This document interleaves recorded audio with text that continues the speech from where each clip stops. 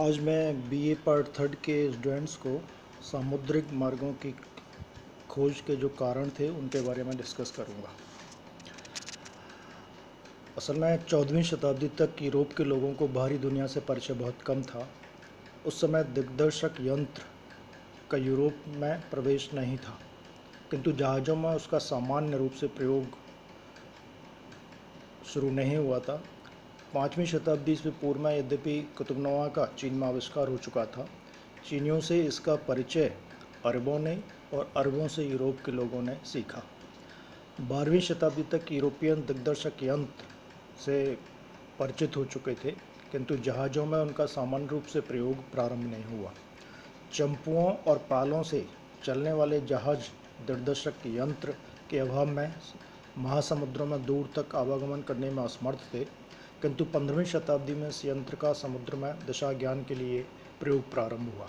अतः अब पाल से चलने वाले जहाज़ों के लिए यह संभव था कि अनुकूल वायु होने की दशा में सुदूरवर्ती प्रदेशों में जा सके।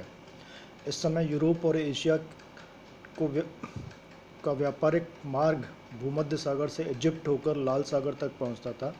यूरोप एवं एशिया के मध्य का विदेशी व्यापार मुख्यतः अरब व्यापारियों के हाथों में था, जिन्हें सभ्य एवं सुसंस्कृत माना जाता था। यूरोप के व्यापारी अरबों से एशिया का माल खरीदते और समुद्र तट के साथ साथ अपने जहाज़ों द्वारा उसे पश्चिमी और उत्तरी यूरोप के देशों को पहुंचाते।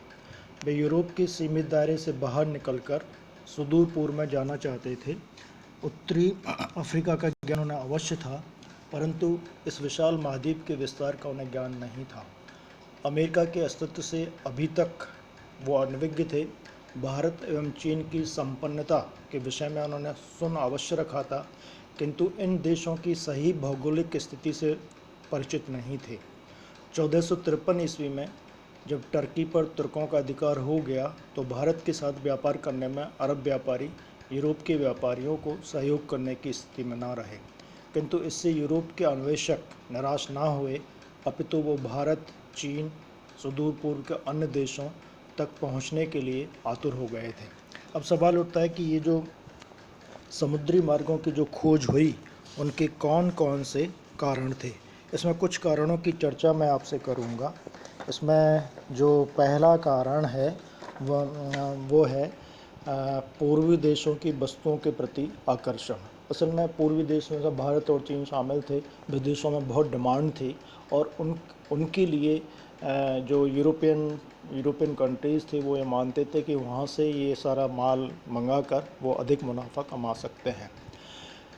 दूसरा जो कारण हो सकता है, स्थल मार्ग से व्यापार की कठिनाइयाँ। असल में स्थल मार्ग से जो व्यापार होता था तो समय ज़्यादा लगता था, धन अधिक लगता था, लूटपाट की संभावनाएं थी, और जब तुर्कों का अधिकार हो गया तो उन्होंने इन पर अधिक चुंगी भी लगाना शुरू कर दिया, लूटपाट कर लेते थे। इस वजह से ये समस्या थी। इसके अलावा जो और कारण है, इसमें इटली के व्यापारिक एकाधिकार की चुनौती, वैज्ञानिक आविष्कार, टर्की पर तुर्कों का अधिकार और ईसाई धर्म का प्रचार, और धन लिप्सा एवं व्यापारिक आकांक्षाएं। अगला जो क्लास होगी उसमें कि किन किन देशों ने क्या क्या आविष्कार किया, कौन कौन से सामुद्रिक मार्गों की खोज की, उसके बारे में मैं चर्चा करूँगा। धन्यवाद।